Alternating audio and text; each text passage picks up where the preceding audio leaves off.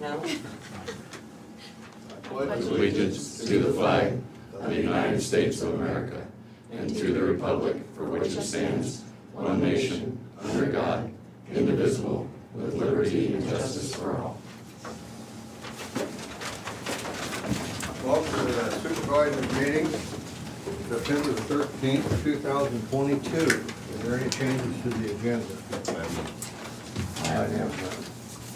Meet with department heads and elected officials. Sarah Doty, auditor's office. Good morning. Just keeping busy as usual. Nothing new to report this time. Okay, thank you. Colin, IT department. Just getting busy like always. Always getting some projects in that done. We had a new hire come in yesterday. This is Jesse Miller. I want to introduce him to everybody here and all the department heads. He's a degree graduate with network administration, cybersecurity, and kicking him off pretty good already yesterday. And he came back for the second day, so things are looking up. That's a good start. Well, this guy that won't run off, Colin. I appreciate it, guys, thank you. Will he be shadowing Tom? I have a closed session here at the end of the meeting as well, but other than that, nothing to report. Okay, thank you, Colin. Yep. Rodney Blazner, maintenance. Good morning.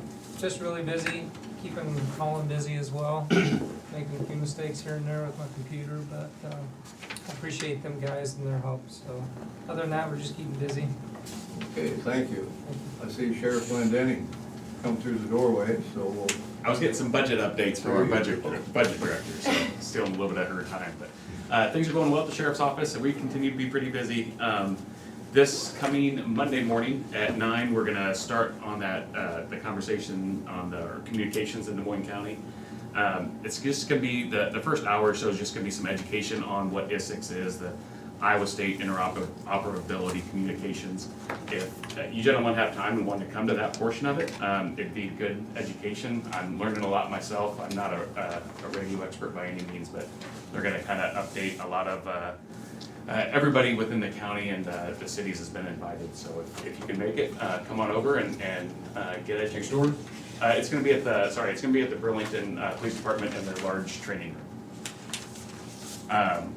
Some members from the Department of Public Safety Communications Bureau will be down here, and they'll kind of show what the towers are in place, the infrastructure, what they've learned through the testing in Des Moines County. And then we're going to do some more testing in some of our critical structures and locations on that day. So other than that, our jail population is up.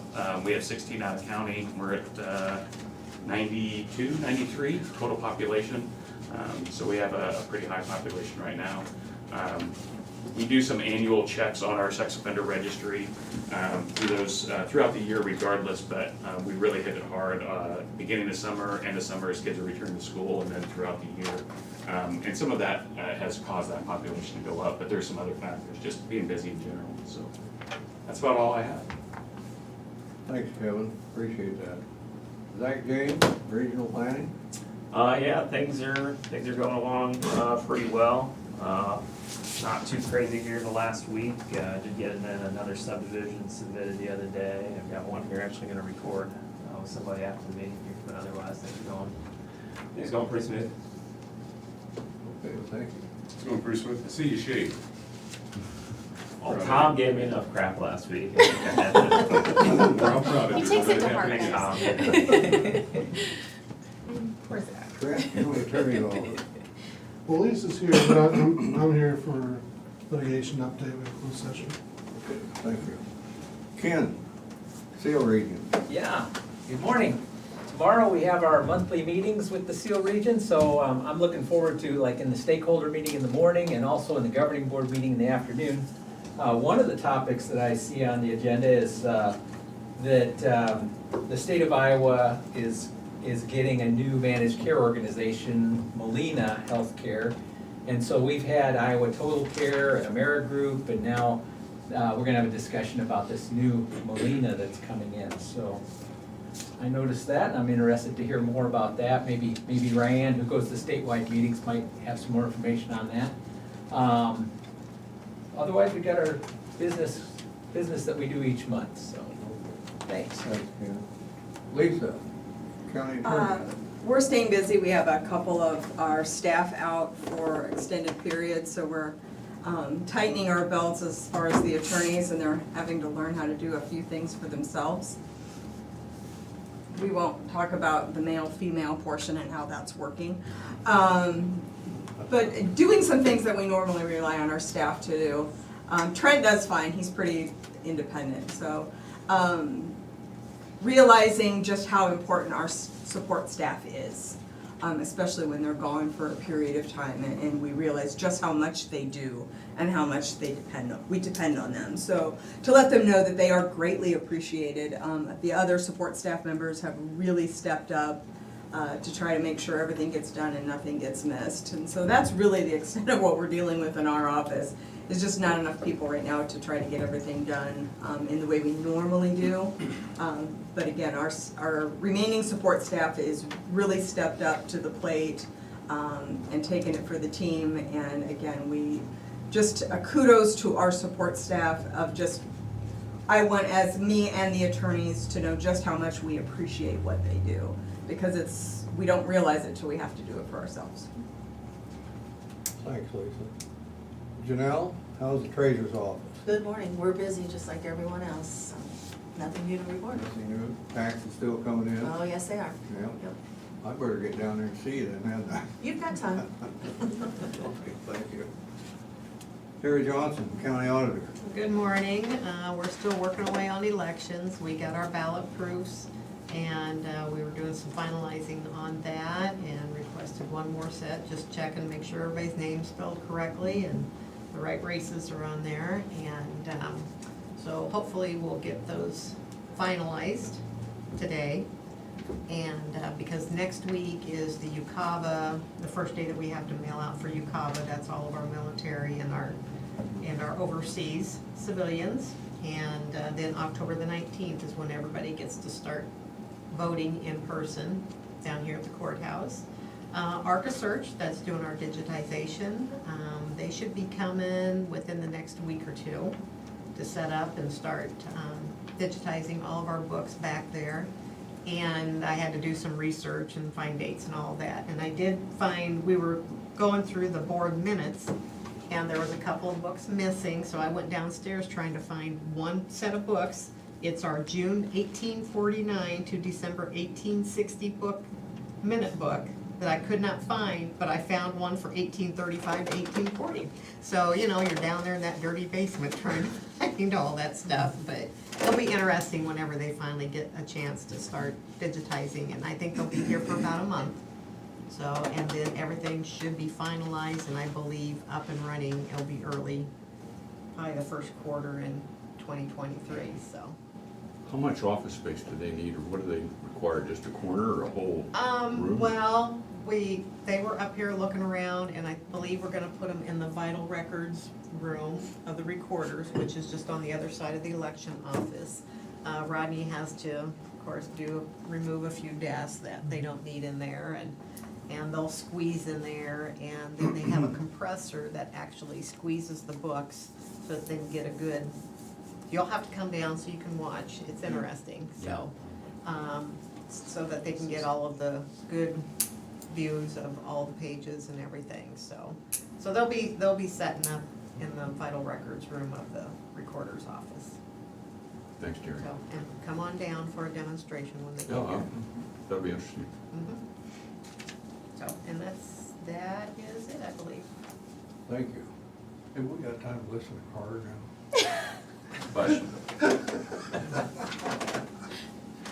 Okay, secondary roads, Brian Carter. Either way. Sometimes I like Rodney to introduce. He never wavers though, I love it. You're gonna get it no matter what. Power through. I'll make you pay. He's gonna make it longer now, Jerry. Things are going good. Finally got some rain. Depending on where you're at, anywhere from a couple inches around Burlington to a little under an inch when you go north, but still it's moisture. So got a good day of blading yesterday. Unfortunately, that rain disappeared pretty fast, so back to reality today. But yeah, 115 just north of Burlington. It's coming along good. They're probably a little over half done, but they still got work to do. So that's going. Pleasant Grove did open officially yesterday, although I think traffic was using it over the weekend. But so that'd be west of Beaverdale. That's been closed for about a month, and that is open and completed. And a lot of stuff still working on in the office, getting ready for this winter and next year's projects. So a lot of stuff going on, and of course the crews are still out at this point also. Still rocking, still doing a little bit of pinching, and culverts, so. Got a question for you, that pinching on that, you do some of that with just a blade too, right? Oh, well, when we do what I call a pinch, we basically disc both sides of the road. Yeah. A couple times, we bring all that in, tear it up pretty good, crown it, and then we rock 2 different layers through there. We lay 1 layer of rock, and we try to wait till we get some moisture to let it really pack in and stuff like that, and then we'll lay another solid layer of rock over top of it. I mean, that's what I would call more of a full pinch for us. I mean, especially in the springtime, we have some blade guys that are a little, I mean, they're all decent, but the better guys will go ahead and pull their shoulders and go ahead, and it's not really a pinch, it's just making sure you've got your drainage and stuff done right. But I guess I don't know if I'm answering your question. Well, yeah, they put the blade down like on Jimtown Road, where I'm talking about. Okay. They put the blade down on both sides, and then the road just, Yeah, I mean, it's got a lot of crown when we're done. a lot of crown, yeah. Yeah, a whole lot of It's got more crown. crown than it does when you're ditching, does it? Well, we just do a ditching project, you don't normally end up picking up any more crown in a road. Sometimes it'll be a little narrower. Most of our ditching jobs will narrow the road a little bit if it's one of our busier, wider roads, like Beaverdale, like Irish. But if we pinch, what you typically will see, especially if we're not ditching with it, is that by the time we're done disking and reshaping, the slope of the road kind of goes ahead and tapers into the slope of the foreslope of the ditch. You kind of see a smooth, it just came, that will change about a year into it. Once the grass grows up and the road hunkers down, there will actually be a change, but it'll look like basically a straight grade from there down into the ditch in most situations. So. Well, I'd never seen this before. I'd seen when they ditch, but I'd never seen where they bladed, so. Oh, yeah, well, it's, That was new to me, and I just thought, to get that crown, and to help that drainage, you use the material you have on site. And that's why we disc it, so we don't have all the clods of grass mixed into the whole mess, because we've done that in the past, and that just makes for a mess, so. So yeah, we were talking about that first thing this morning, and a good point was made first thing this morning. This is the first rain we've had, first measurable rain we've had in as long as I can remember, actually. And those pinch projects, they need a couple rains. I mean, those first couple rains, if you drove it or were near it when we were doing it, and you think about all that material you're bringing in, I mean, you are mixing in kind of some dirt and grass stuff with the new rock you're putting in, and you've got the old rock still there. But it needs some moisture to truly start to really tie together, I guess, or tie down. So that first rain or two, it will be softer. There's no question about it. We were talking about the edge being a little soft. And there's some truth to that, because we just haven't had the moisture. So really it's just been rock and powder moving around and everything else. So that's one of the reasons we hold off on our second layer of rock, is to hopefully get some moisture, let the traffic kind of do the work. I mean, we could go buy a roller and everything and a water truck, but then there's 1 or 2 more bodies to make the whole operation work. So, so that's in their accounts to do that too. But so yeah, that rain kind of helps really tie everything together. But the first stretch of time, it will definitely be a little softer, especially on that outer edge. So yeah, what you're seeing, Jimtown north of 34. yeah. Yeah. I'd never seen it done like that before. You'd always took it, out on a road tour, and showed us how they were ditching it. And this here was a little bit different, so I Yep. maybe. And if you go Jimtown south of 34, you'll see, I mean, that's a great example. If you want to see how it ages and how it is after a little bit of time, you go south of 34, and that was done, what, 2 years ago? Done the same way this was. Yeah, Okay. yeah. So you can really get a perspective of here's what it looks like with some age on it. Yeah. here's what it looks like fresh, and it's a big difference. People kind of grumble and they slow down and they don't like to meet people and stuff like that, but for a poor man's way to improve the road and as cost effective as possible, it does work. It just takes a little time to heal up. Well, I'm not grumbling about it, I just No, wanted to no, know, it's a legitimate question and I'd rather explain it, so. But yeah, if anybody goes out to Jimtown, it's actually a great spot because you can go south 34 and see what it looks like a couple years old, and you go north and see what it's brand new, because that would be the first rain that's seen also. Kind of like the one on, going by Case Proving Ground, that road we did out there. Yeah, People grumbled about it and told me a year later, boy, this is really nice. So, yeah, it does take some time and, yeah, so, yep, that's what that was north of there. I think we did, I want to say, I don't know if it's 3/4 of a mile, mile and a half. We've done like 8 or 10 different road segments this year, and we're not quite done. We have a couple more we want to get knocked out. We're gonna have almost 10 miles under our belt when we're done this year, which is a good improvement. Okay, thanks, Brian, appreciate that. Anybody have any correspondence? I have none here, I don't have any. I do not. Just from Dan with ads. He's got some money available and he's wanting to use that.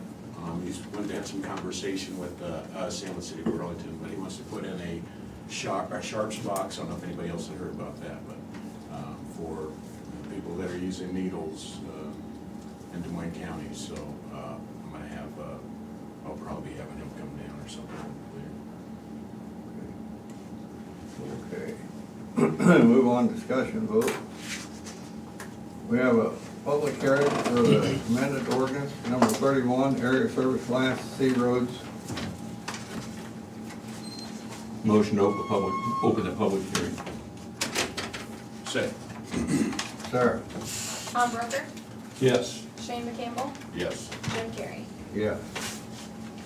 Just real quick on this, I mean, I think we've beat this horse pretty thoroughly over the last month or two, but just for public input side of it or whatever it is, information side, the biggest part of this is the old ordinance, or the original, the current ordinance, whatever you wanna call it, basically the language required a 100% of the adjacent landowners to sign a petition for a C level to be considered, not approved, keep in mind, but considered by the Board of Supervisors. We had a group of landowners that, obviously, they have one particular road in mind, but the first request that was required for that to be able to happen, with some flexibility for this, was for them to request that the board consider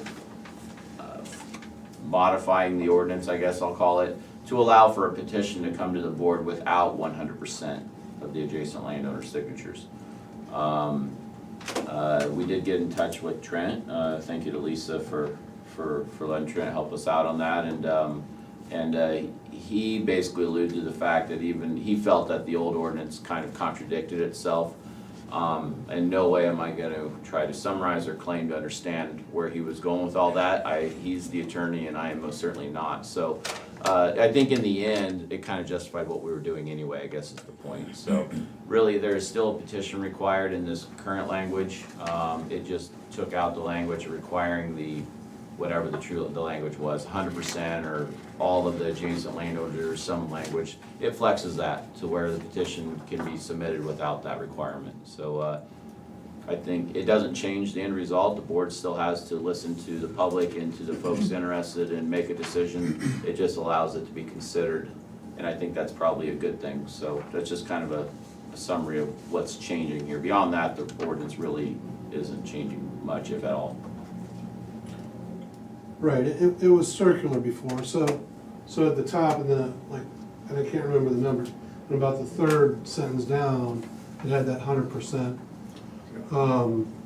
that 100% petition signed requirement, and then you read on, number 1 rule of statutory interpretation, read on, then you read on and you get to the very last page of it, and it still retained all authority for the board to listen and, have here. And so it was circular, and it kind of, within its own within the same ordinance, it took your legal authority away and gave it back to you all at the same time. So, yeah, this is much cleaner this way. And it has a petition there, so anybody wanting to do it is, can have a petition brought before you for review, so that way you know that they've asked people around, but it's not a requirement for, it's not a threshold requirement for consideration. Yeah. Thanks, Fred. Yeah. Anybody have anything to say, anybody else on it? Need a motion to close the hearing? Motion to close the public hearing? Second. Sarah?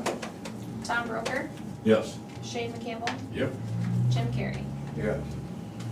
Motion to approve the amendment to ordinance number 31? Second. Sarah? Tom Broker, Yes. Shane McCampbell, Yes. Jim Carrey. Yes.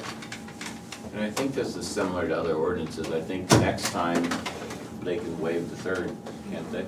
So you'll have this again next week, and then you can run through if you want to. I've had no comments or questions or anything at the office about this, so. And I haven't received anything, so.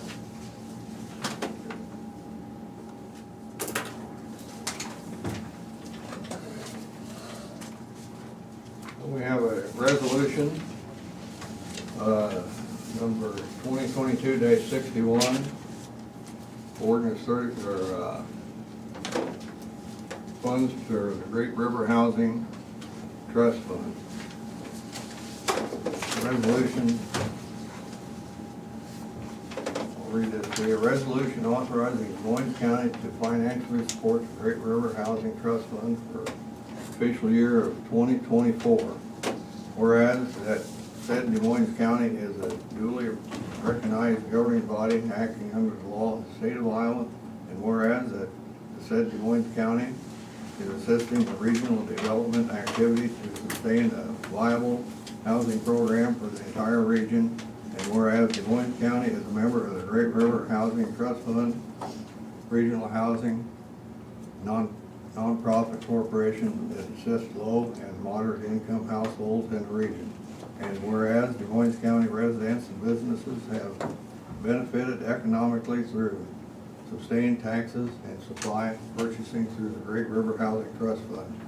Now therefore be it resolved that the members of the Des Moines County Board of Supervisors, that Des Moines County will contribute $12,500 cash match to the Great River Housing Trust Fund for the fiscal year 2024, thus benefiting low, moderate income in the county and the region. Motion to approve. Second. And I would add that this is, the board agreed with this and budgeted for this during the budget hearings about 6 months ago.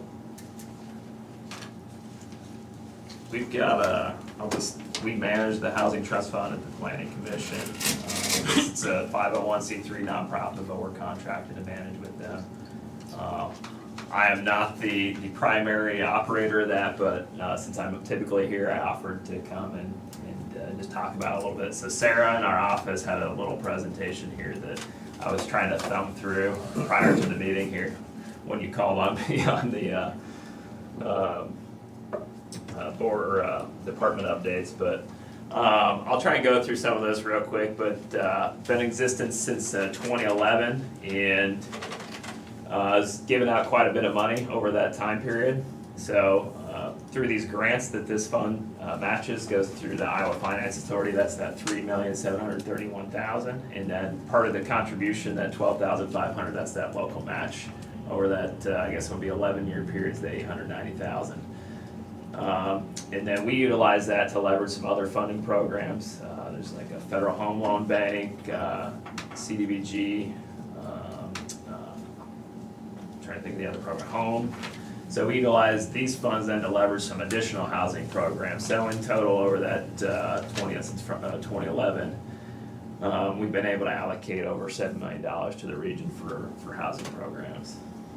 So if you can go to the next. So this will be the grant that we'll be applying for that's due in October, so it'll be a little over 400,000, and then the 90,000 match. So that 12,000 you're committing is just a part of the match that we get that from some of the other counties, a couple other cities contribute, and then we have a golf outing here at the end of the month that we raise money for, and that'll go to that. And actually, I know Rodney and Ken and a few other folks here playing that every year. So thanks to you guys for coming out and supporting that. So that'll be what we're applying for here this year, and total will be a little over $500,000. So what they do with the Housing Trust Fund, we do down payment assistance. So if somebody's trying to be like a first-time home buyer, help them buy a home. We do owner-occupied rehab, so somebody who owns a home, and it's always necessary repairs like a roof, siding, windows, furnace, things like that.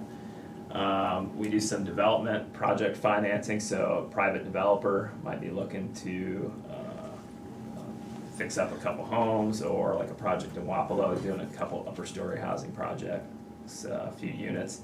So we'll contribute for something like that as long as they meet some of the requirements for income levels for the program. I guess then the upper story conversion. Down payment assistance. This is all the details on that. I'm not gonna get into that, but because I don't know all these details, this is where we really need Sarah to be here. But these are the specifics on the down payment assistance. You can see the different income levels you have to meet. So if you're a one-person household, two-person, those are the incomes that you have to be eligible for the program. If you're one person, you have to make $52,000 or less, and so on. But yeah, that's the program there, $7,500 for down payment and towards closing costs. Owner-occupied rehab, $10,000 to $15,000 per project, and then this is part of us is managing it too. We also do the bidding, so we'll go visit the house, see what repairs are needed. We'll put together a cost estimate and then bid it out to contractors, and then we come back and we make sure that they do the work to the level that they're supposed to, and what we bid the project to be, make sure they're actually doing the work that they need to. And again, those are the income levels that you have to meet for those. Here's just a couple projects. This is on Central Avenue here, new siding, new porches is right by Bracewell Stadium over there on Central Avenue, if you're familiar with that. You just see the before and after pictures. 1412 Valley, new windows, new roof. So these are, again, that's what I was saying, these are kind of like critical improvements for homes. These are the types of things you'll see. And we'll keep going here. It's on South 13th Street. That one's a pretty drastic transformation. And I mean, part of this is helping people fix up their house, but it's also just about fixing up neighborhoods and making things better, and hopefully encouraging other people to enhance their homes as well. So, upper story conversion, those are the details of the program. I'm not gonna get into specifics. You can get up to $100,000, $25,000 per unit. The one project I'm familiar with is in Wapello. Again, you gotta meet certain income guidelines and so on. You can go to the next slide. This is a building in Keokuk. You can see some of the difference on the storefront and the windows, and then I think the next slide has some interior shots. Yeah, so 2 one-bedroom units, 900 square feet. So drastically improving, again, not just single-family homes, owner-occupied homes, not just helping people get into their homes with down payment, but also helping fix up some older buildings. So.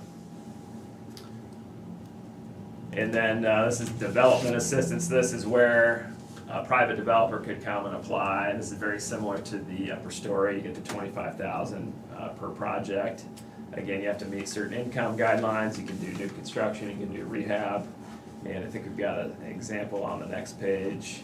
$25,000 for 1,100 square foot home on a slab foundation. That's here on South 15th Street. And then again, you have to meet a certain, it's gotta be sold to somebody with 80% of the income limits that were listed on the page before. So, I just wanted to go over that real quick, just so you can kind of see some of the types of things that the funding goes to and how it supports projects in Southeast Iowa. Thanks, Zach, that's interesting. And if you have specific questions, I'll guide you to Sarah or Mike, because they do this on a day-to-day basis. So I just kind of know enough to be able to explain it at a small level, but appreciate the support. It's been great for the region, I think. Absolutely. Yeah. Thanks, Zach. Yep. Yeah, I already first did it, Tom seconded. I haven't asked yet. You waited. Sarah? I Shane Campbell, interrupted. Aye. Tom Broker, Yes. and Jim Carrey. Yes.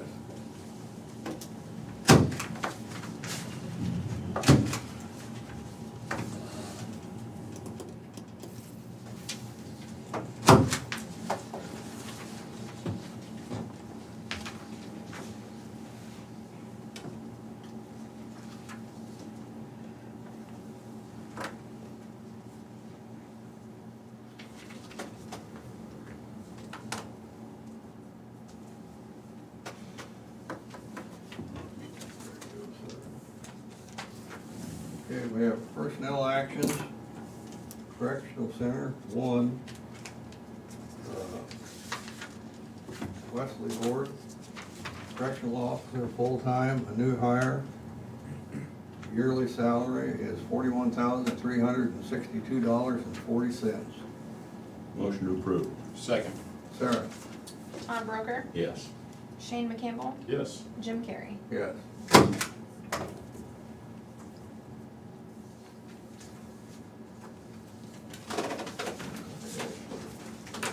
Now we have reports, for the reporter's report, page collected August 2022, and Vietnam Affairs report for August 2022. These reports will be on file in the auditor's office for your viewing at your discretion.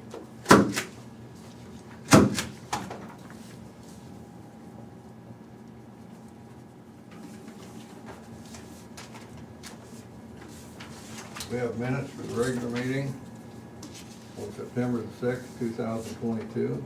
Motion to approve. Second. Sarah?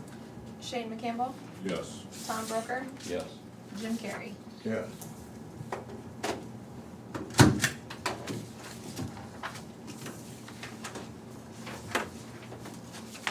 We have future agenda items, or other business first. Other business, do you have any other business? I think that ads was kind of other business, but I already busted it down.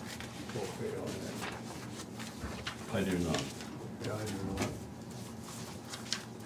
not. Then we have, future agenda items, and still, got you coming up whenever Jared gets back. Yeah, he'll be back next week.